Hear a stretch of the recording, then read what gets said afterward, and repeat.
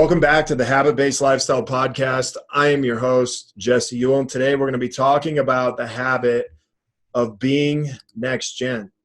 I have a very special guest, Mr. Travis Brady, who is the owner of Be Inspired Coaching and the creator of Next Gen Coach. His purpose is to spread the next generation of transformation by teaching influencers and leaders how to create true alignment in their internal transformation.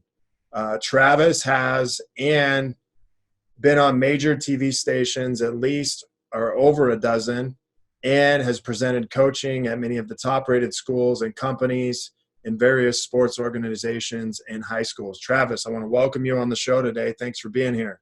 Yeah, thanks for having me, man. Yeah, so, I know you've been coaching for 17 years. This is kind of a fairly new industry. And what I mean by that is, like the last 5 years has really taken off compared to probably the previous 12. But how did you actually get started in coaching, man?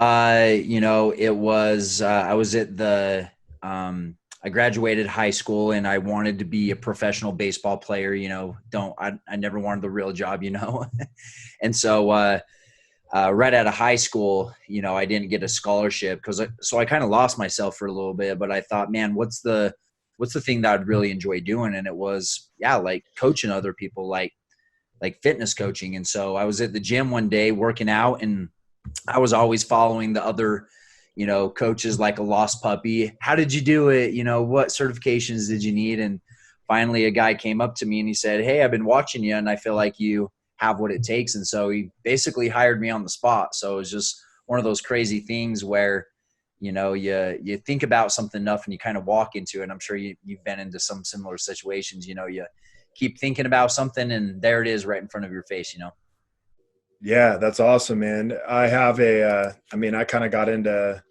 personal training at 20 years old. So I totally get what you're saying.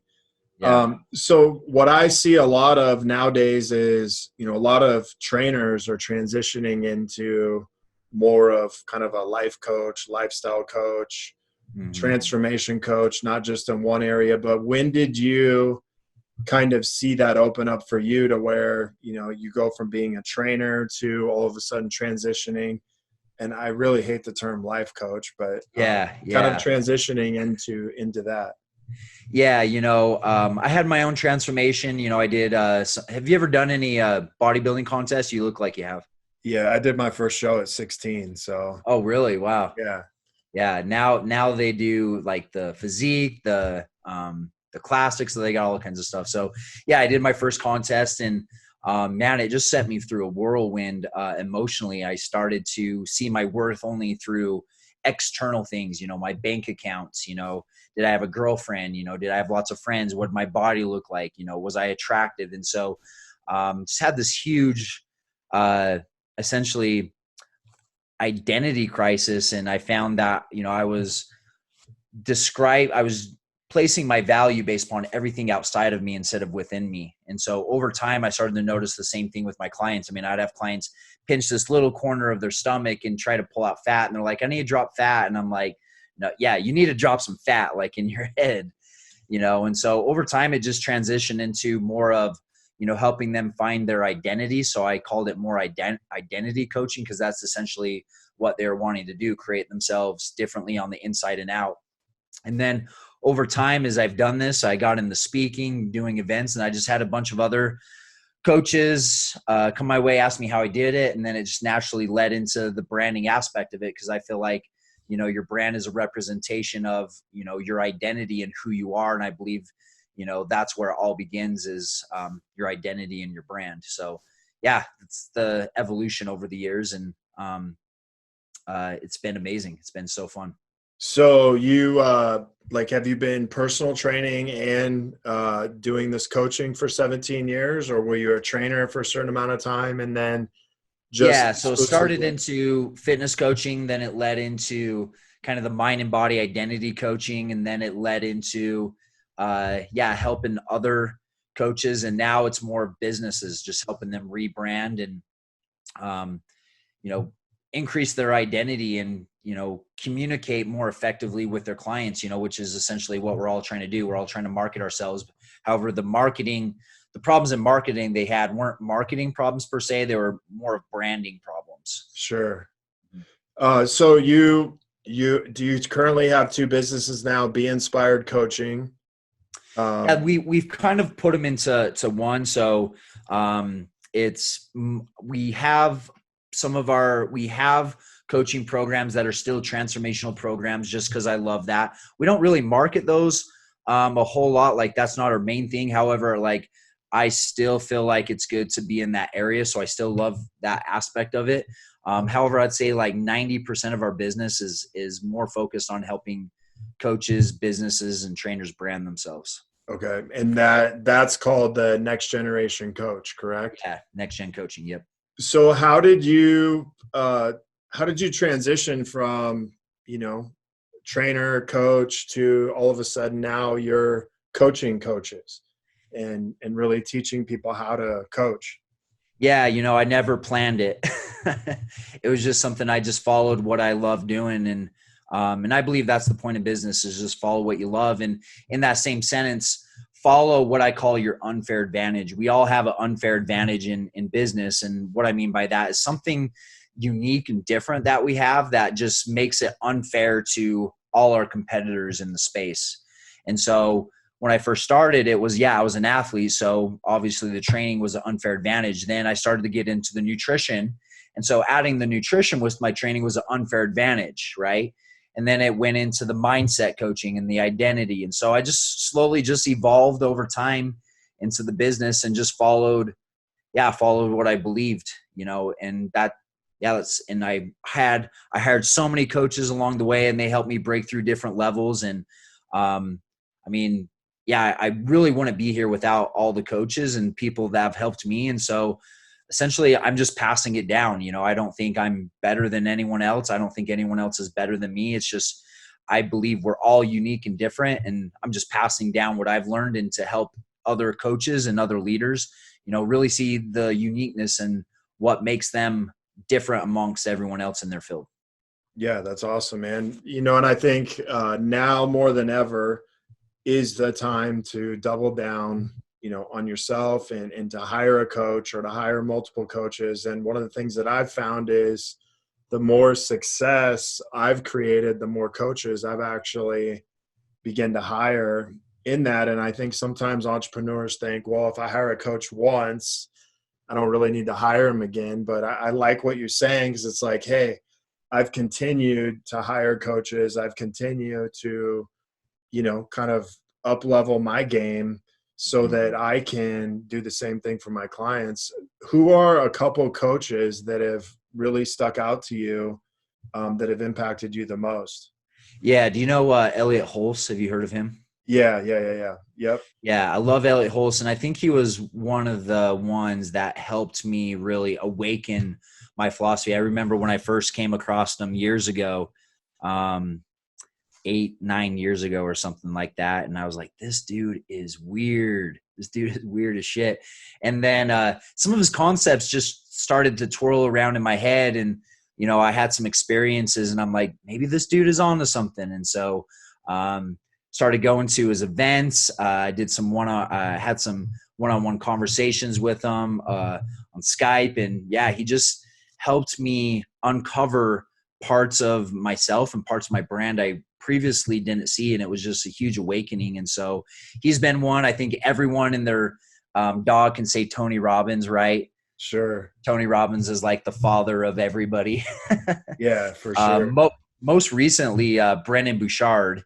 Okay. I signed up for his high-level mastermind with him and Dean Graciosi. And I gained a lot of respect and love for them and really love the way that they do things. And but yeah, you're totally right. Going to the next level is, it's becoming someone different. And to become someone different, we have to evolve and hang out with other people that are at that level. You know what I mean?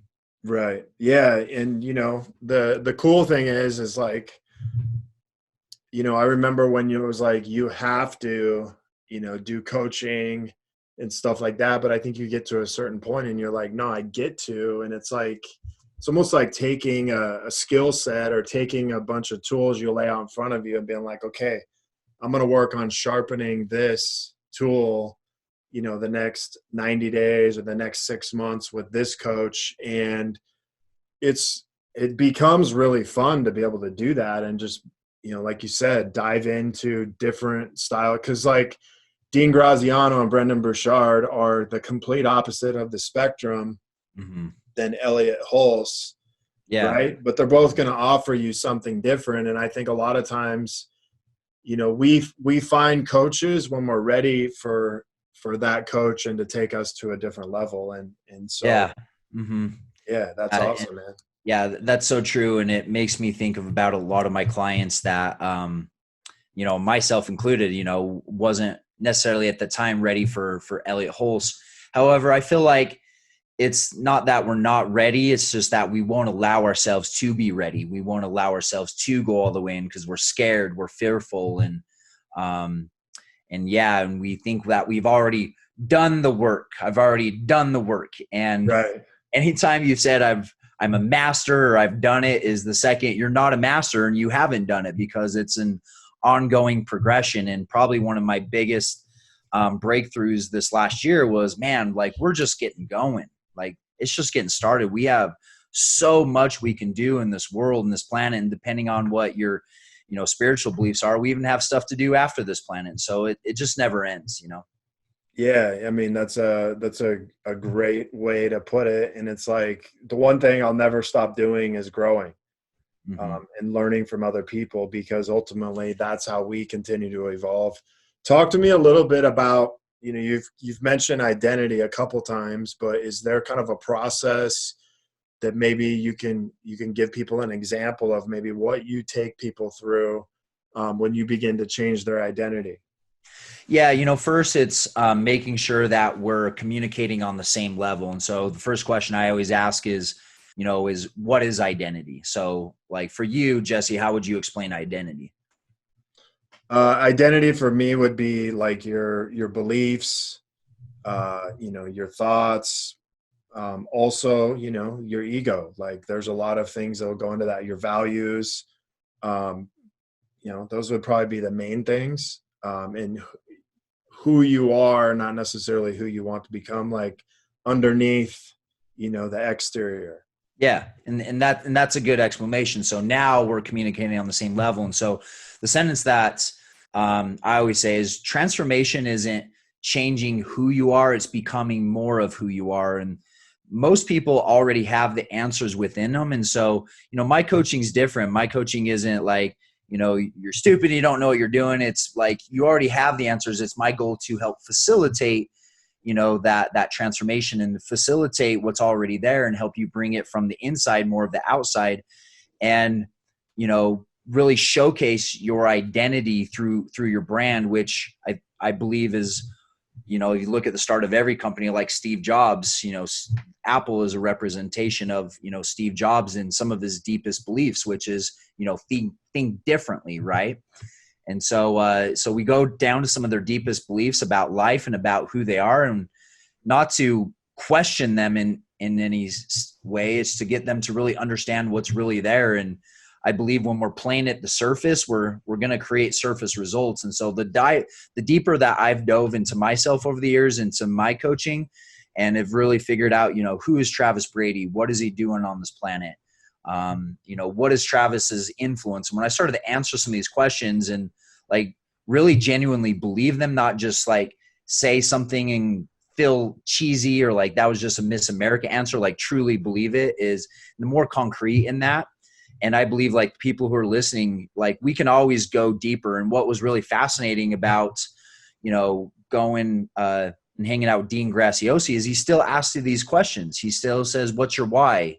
Why are you doing what you do? And we think that, we've already answered that question, but we have tons of whys. We have tons of whys of why we're doing things. And so going to that level, it's always a good reminder. And also we never know what we're going to discover through that process. And you've done this work, so you know what I'm talking about.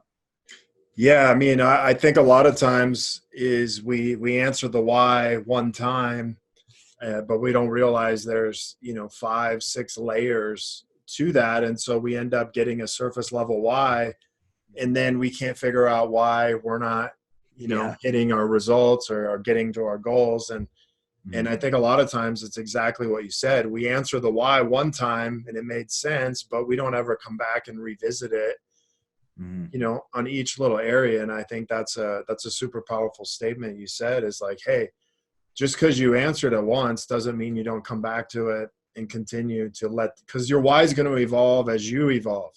Mhm. And I think that's Absolutely. really Yeah. important for people to realize. Just like if I had the same goal every year, chances are I'm probably not hitting the goal. If I have the same why every year, chances are I'm not hitting that, and that doesn't mean as much to me as it used to. Yeah. Yeah. So, Mhm. so as far as this process you're walking people through, you're obviously not, you're not just looking, to say, hey, sign up with me. It's like, no, we're going to take you through a process so you can discover a deeper part of yourself, so that when you're communicating with other people, you're able to connect with them. Mhm. And so kind of what I'm hearing you say is you're really like, you're transforming coaches, you're transforming people into coaches, and you're transforming a message. Yeah. Because essentially we're all in business because we want to create some type of transformation, right? We all want to create some type of change. So, every single business solves a problem, right? And to solve a problem, there has to be a change in mindsets and there has to be a change in skill sets, and so that starts with the leader. And I believe the best leaders are the best coaches. I mean, I just do. You look at all the best leaders and they know how to coach people. They know how to speak to an audience, but they also know how to interact individually and help every person, level up is a part of that. What are like three things that a coach must have to be successful today? Yeah. We teach the four different archetypes of people. Maybe you've heard of this before, maybe in a different way. People sometimes use the color code, Okay. blue, yellow. Like the I say it's Colby or yeah, we have a lover in us. A lover's good at connecting, passionate, right? They lead from their heart. Magician is more about the mind. They're very analytical. They like to organize, right? And a warrior is about getting things done, executing, not worrying about, everything else, just getting things done essentially. And then the king and queen is essentially the leader, the grand visionary, they're the influencer. And so, our four values are based around those four different archetypes in everything. So going back to your question is, I believe that a coach like really loves people. They have found a deeper love for people, and I believe that love has first started with them. So as we come to love ourselves more and forgive ourselves more, it also helps us to forgive other people in the world. And sometimes when we're mad at other people, really it's just we're mad at ourselves. And so I believe that's important, is to really, like, people want to be around people that like make them feel loved. Like you're like just hanging out with you and being around you. Like Jesse makes me feel good about myself. And so I'm sure people hang out with Jesse because he makes them feel good about who they are. Like that's probably, in my opinion, the most important thing of being a coach. And I remember my mentor years ago, he always used to say, love the people. And I go, yeah, that's great. Just tell me what to do. And I kind of looked past that and I didn't really understand the depth of what he really meant by love people.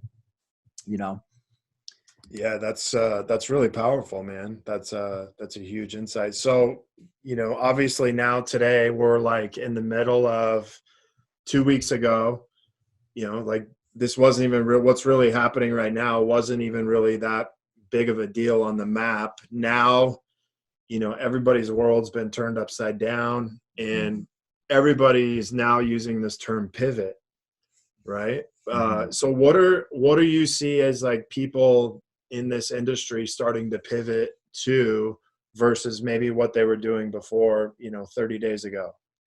Yeah, I think what a lot of people have found is all this happened is like, man, I'm just not prepared. I think most people found that they weren't prepared. And what's interesting is, I don't know if you saw the stat, Utah, like President Trump had to tell everyone stop buying groceries.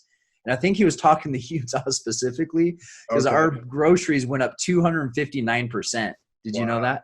That's crazy Well, you compared guys got a to, lot of kids, let's face yeah, it. I know, right? And I'm just like yeah, that's straight fear. I mean, you're operating off straight fear. I mean, you should have been prepared by that. If that was ever an issue to you, you should have been prepared. And so I feel like for the most part, a lot of coaches are just freaking out right now. They're starting to play small. They're starting to, look at, okay, maybe I need to get a real job. So I believe the majority of coaches, I don't know this for a fact because I haven't interviewed every single coach, right? But I believe a large majority are starting to get scared and starting to pull back and starting to play small. However, what we need to do is just what we should always be doing. We should always be looking for the opportunity. They say more millionaires are created during a down economy than an up economy.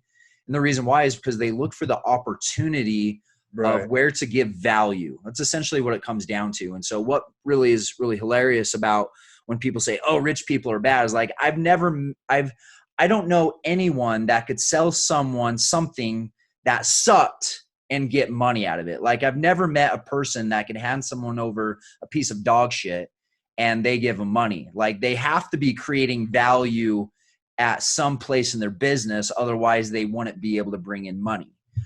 So I believe the pivot is we need to find out where can we deliver the most amount of value for people in return of the money. And so sometimes that means, upgrading, the person that you're talking to, the person you're working with, upgrading yourself. What mindsets and skill sets do I need to learn now? Looking at your brand again and saying, hey, who is this attracting or who is this speaking out to? So I believe when we start to look at those things, and at the end of the day, I believe that the goal of a coach is to create more value in the world. So what are you doing to create more value for that person than you're receiving in return? Right. So And I believe that needs to be the emphasis of what's going on, instead of, oh crap, what's going to happen? People aren't going to buy this. And so now we start to, pull back, we start to clam up, and then we start to become less giving. We start worrying about stupid shit like toilet paper. I can't even believe the toilet paper is even a thing. Can you? yeah, I mean, to me, the toilet paper, it represents, fear. Is like you're just Yeah. buying and you're purchasing fear, because the reality is the toilet paper is going to do nothing for you if you get the coronavirus. You could go wash your ass in the shower if you had to, if you ran out of toilet paper, or you could use an old shirt and it would work just the same. But you've bought into the fear, and that may be the greater virus that you've caught than the coronavirus. And so, like, Yep. I look at Amen. a lot of this, but here's the thing, man, is I got to be honest with you. Like, certain grocery stores that I would walk into, I could energetically feel the fear, versus if I walked into a different grocery store, Oh I'm yeah. like, I don't feel the fear here. And so I stopped going to the places that, kind of made me feel this panic, because I'm like, dude, he said we weren't going to run out of food, and it's not like it's going away. Yeah, it's not like all of a sudden the population is eating more. Our weather Yeah. didn't change in enough to change any, type of, chain in animals and, plants and whatnot. So yeah, why would a food all of a sudden not exist? Right. And yeah, it's funny you say that too, because I was talking to my wife the other day. We went to Sprouts near our house. No one's in there hoarding. No one's in there freaking out. No one's in there. I mean, they're just carrying on your own life. And I haven't even dared to set foot in Costco or Walmart because, like you're saying, I don't even want to see. Like you're saying, it'll get in you. Like, as strong Yeah. as someone is, it will get in you if you don't surround yourself around the right people. Yeah. And I think I have a pretty good mindset for that. But I remember walking into Albertsons and I was like, kind of loading my cart with extra stuff. And then I'm like, all right, hold on. Like, you need to calm down. Push my cart to the side. I'm like, I'm out of here. I can't take this. Yeah. So, So one of the things that you said is surround yourself with the right people. Can you, talk about how important that is even now more today than ever? Because, we have social distancing, but I'm thinking like, okay, dude, like I need to start doing this on Facebook too. But, I think having people that you want to actually social distance from is a good thing. Yeah. So can you kind of tap into the surrounding yourself with the right people? Yeah. And I know, I mean, how many times have we heard that, right? Like hang out with the right people. And for whatever reason, we feel like when I meet with people and, they're having a hard time really leveling up, and you really look in their life and, they're hanging out with Bobby that they've known since second grade. And for whatever reason, since they grew up with Bobby, and Bobby's doing drugs, he's drinking on the weekends, he has no ambitions in his life. He actually lives a very selfish life. However, Bobby's a cool guy to hang out with, right? And so he continues to hang around Bobby because Bobby makes him feel good about himself. And so that's one of the biggest things. But in Bobby making him feel good about himself, Bobby's pulling him down in that other aspect of his life, and he doesn't even realize it. And so, it is more important than ever before to really choose, who are you surrounding yourself around? You'll be the average of those people who you surround yourself. And again, we've all heard that. And for whatever reason, we feel like we have to be we have to stay with this person for whatever reason. And it's just really fascinating that people do that, and they end up wasting their time in this world and what they really want to do. And then they wonder why they're not leveling up in business or as a person, or they keep attracting the same girls over and over. And it's like we don't realize how powerful our unconscious mind is. And our unconscious mind is just consuming at this incredible rate all the time. And like my wife's parents, we were hanging out Saturday night lifting some cargo that they were taking down, and they're really successful business owners, and just being around them and seeing what they talk about and how they act, like all those things we're consuming unconsciously, and it's affecting us. And so consciously we think, oh, that's not going to affect us, but it just is. Like you're saying, like you go into the grocery store, you're going to be affected by it. So I think people just need to understand, that transformation in ourselves, it comes so much from our unconscious. And we just have to understand that it's the powerhouse, and you can't fight that. You got to join in with it, and you got to surround yourself around those people. Yeah, for sure. So one of the things that I see, because I've coached coaches, just like you're doing, and people, but one of the things that I see is they let people from their past control the narrative for today. Do you see this in coaches that you're coaching? As like, do you see them as like, hey, their parents, their old friends, their old family? Do you see them as kind of controlling the narrative? And I see this a lot in people speaking out. And I even kind of personally went through this myself, is as you begin to speak out as a coach or on a platform, people all of a sudden, they start kind of attacking you from your past. Yeah. And I have two different kind of thoughts on that, in what I always tell, people I work with is, no one, like your friends aren't going to care what you say, and either are your haters. Like they both don't care what you're going to say. Like your true friends really support you. However, I feel like sometimes when we do start speaking out, sometimes we kind of come off a little judgmental. We kind of judge, we kind of shame. And so the way that we're doing it sometimes isn't in the most loving way. So I can see why some people, feel attacked, but at the same time, we got to realize that it's our life, man. It's our life. And, to be around someone that's always has something negative to say, or is always shaming you in some way, or just doesn't ever have anything negative or doesn't ever have anything positive. Yeah. You got to choose, what's more important. And it's not just you too. It's the impact you have on the world. So I think when we looked at the greater picture of like, the world needs me, right? We'd understand that our influence is far greater, you know, when we really expand ourselves and start to get out our message rather than pull in, you know, because of what someone else says. But you're right, it's a huge thing. Yeah. So like, tell me a little bit about, does your wife and you work together, or do you guys have two separate things? Or are you guys together in this business?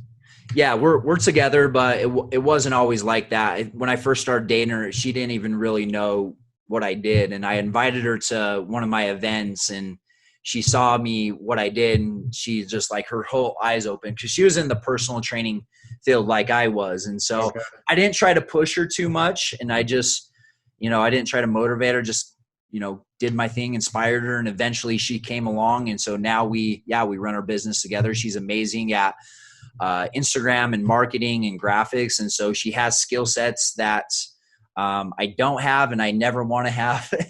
And I have skill sets that she doesn't. So yeah, we work perfectly together. Awesome, man. So tell me what it's like to be able to co-create with your wife.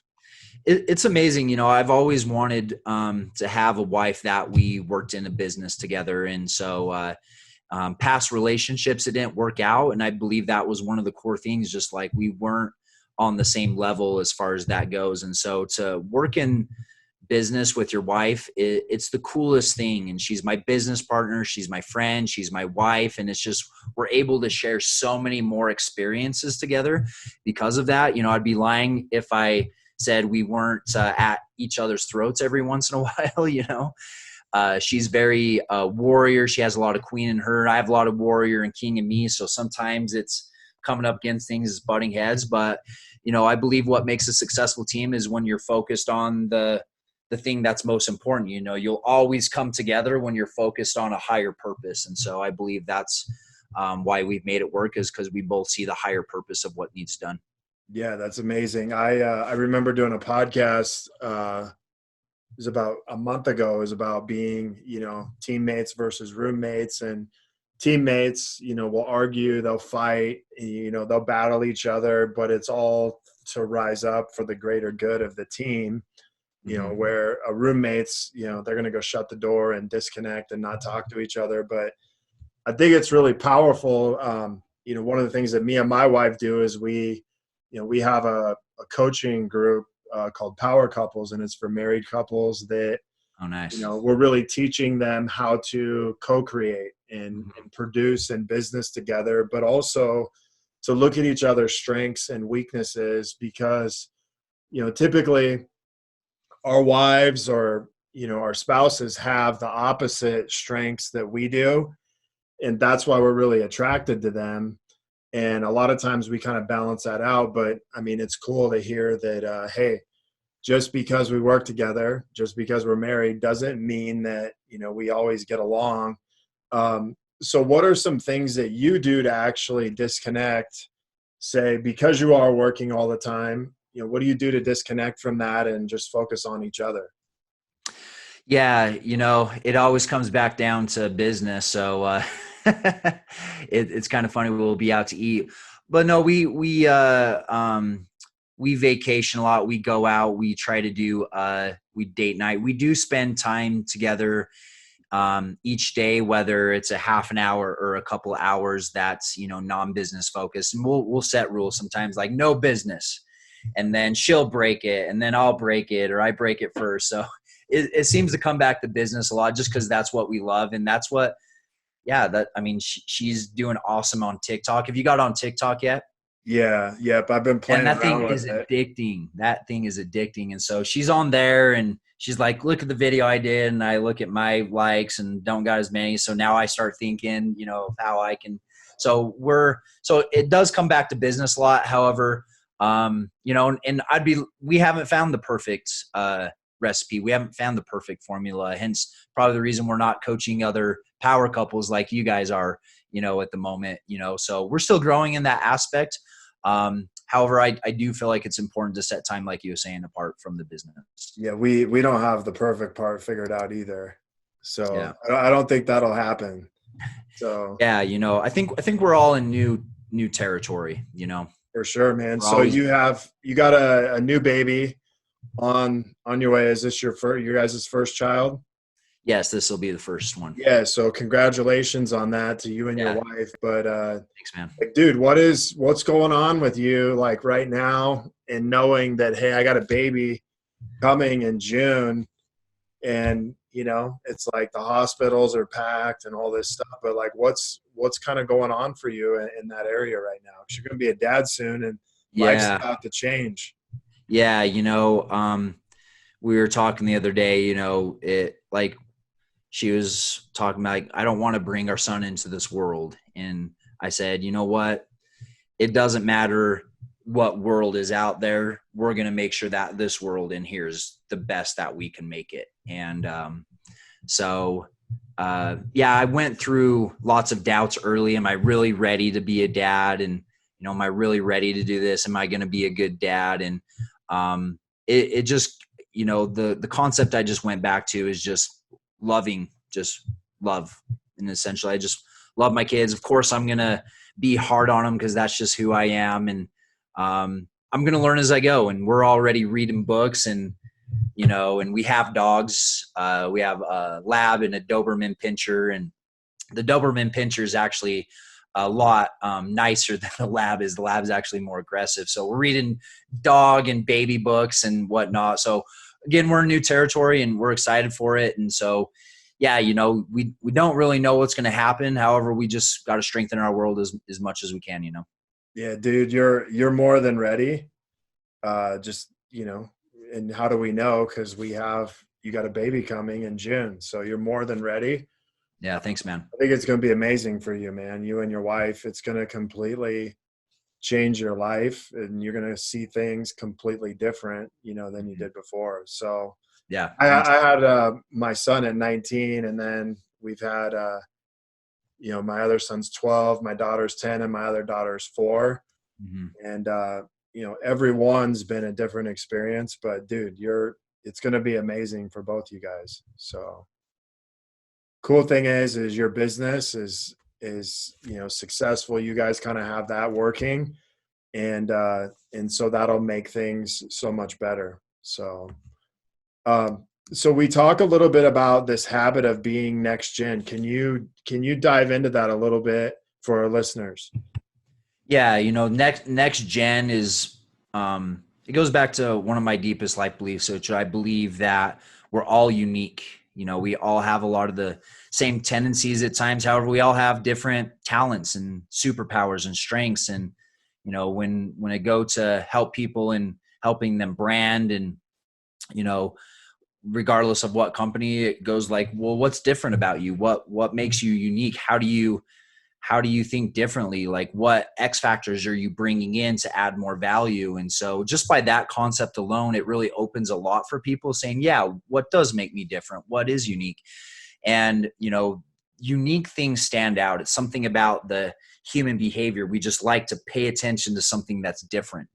And so if we can build up a way that's, again, not completely like crazy wild out there, but something that goes along with what people know, that's tried and true, but again, that's modern, that's new, that's next generational, that we can add to the picture, to the equation, to make someone really stand out. And so we really dive into that to see in what way they can add that value to their business. So let me ask you this: how could you make that a habit that you can begin to practice like every day, just as a simple way, or maybe every week that you can begin to do that? Yeah, that's a good question. I have an identity board in my room, and it's pictures of who I want to become. I know there's common the vision board. What do you want? Sure. However, our equation is who do you want to be? Sometimes we get so caught up in getting and having, when really life is about being and becoming. And so that's what we only want. We want to be happy. We want to be peaceful. We want to be. And so focusing on, who do you want to be? And one thing that a coach said to me at last mastermind is, who do you want to be in this next decade? And so I would say the same thing to your listeners. Who do you want to be in this next decade? What type of person do you want to really evolve in? And so just focusing on that and seeing the strengths in you that, maybe you don't see, looking for things that, because again, it all starts with you. It all starts with the things that you see. Leaders see things differently, and the listeners that are watching, you're a leader right now, or else you wouldn't be listening to a podcast like this. And so you're a leader. You got to see things differently. You got to see further into the future and create that. And so I believe it really starts there with vision and what are you choosing to see and what are you choosing to focus on? Yeah, that's amazing, man. So, obviously the show's habit-based lifestyle. So the habit is, who do you want to be or become? Reminding yourself and asking yourself this question every day. But what is one of your go-to habits, that you would do in the morning? Yeah, so I have so when I brush my teeth, I have that identity board and vision board there. So that's one. I have every single one of my clients frame their purpose, what their purpose is in life. So those are just a few exercise and activities. The biggest thing for me, what I've always attributed my success to, two simple things. One is drinking water. Like, I don't know why, I'm just always so much more productive when I drink water. And then the second one is daily meditation and prayer. And when I'm doing those two things, my success is usually going that way. If I'm not doing those two things, it's usually going down. I'll re-humble myself and get focused on those. So those are two easy habits that I feel like everyone can do each day that will make a huge difference. Nice. That's awesome, man. Well, hey, I want to thank you for being on here.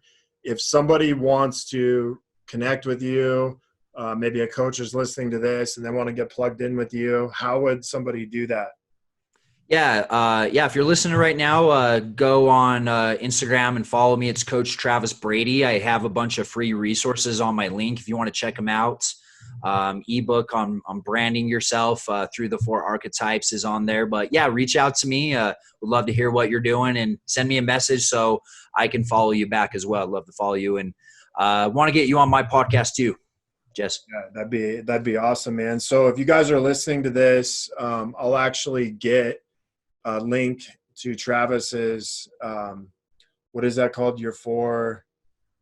Yeah, it's the building your brand through the 4 archetypes. Okay. Do you have a link for that? Yeah, I do have a link. I can send that over. So if you guys are listening to this, make sure you go to the show notes and I'll drop the link in there and you can go directly to that. Obviously you want to go to Instagram.